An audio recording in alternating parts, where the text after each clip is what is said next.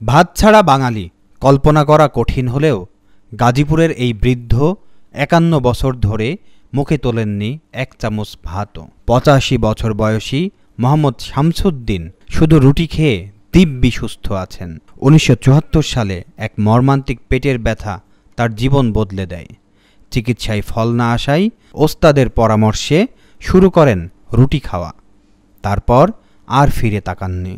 ভাত দেখলেই বিরক্ত লাগে, এখন তো একবেলায় একটা রুটি খেলেই হয়। আল্লাহর রহমতে ভালো আছি।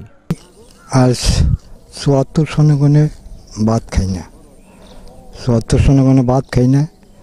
আমার প্রথম ব্যথা ছিল, তখন আমি ডাক্তার কবিরাজ বহু দেখাইছি, বহু টাকা পয়সা মাংসি কিচ্ছু হয় নাই। তারপরে আমার এক ওস্তাদ উনি আমার সাজেশন দিল যে তুই ভাত খাও, বাদ দে। আগে ৪-৫টা রুটি খেত প্রতি বেলায়, এখন একটা করেই খাই। আমার জন্য ভাত, ওর জন্য রুটি, আলাদা করে রান্না করি, সমস্যা হয় না। কষ্ট হলে কি কম, কষ্ট হলে তো জান না, না খেতে মানুষ না, তারে কষ্ট হলে আর কিছু করার নাই, ওই রুটি খাই দিবে একটা করে 2টা করে না। এটা আমাদের সবার জানা। ওকে দেখে আশ্চর্য লাগে, কিন্তু ওর সুস্থতা দেখে ভালোও লাগে। শামসুদ্দিন আমার কাকা, সে কালিয়াকুরে দীর্ঘদিন দোকান করত। দোকান করার পরে সে ওই 50 বছর যাবৎ সে রুটি খাইয়া বাইসে আছে। 50 বছর ধরে সে রুটি খায়, সে ভাত খায় না। এই শামসুদ্দিন আমার প্রতিবেশী ভাই, আমি দীর্ঘদিন যাবৎ তার সাথে দেখার সঙ্গে চলাফেরা, পাশাপাশি বাড়ি।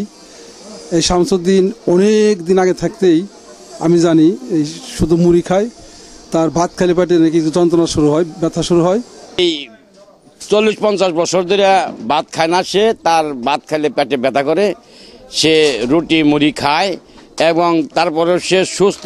ইদানিং তার কিন্তু সার্বিক অবস্থা একটু শোচনা পড়ে গেছে গা, কারণ হচ্ছে কি, কারো যদি মনে করেন যে একটু স্বজনপ্রীতি দেখানো যায়, একটু কামনা করি। ভাত ছাড়া জীবন ভাবাই যায় না, কিন্তু শামসুদ্দিন দেখিয়ে দিলেন ইচ্ছা শক্তি আর অভ্যাস অনেক কিছুই বদলাতে পারে। Aminul Islam, Asian television.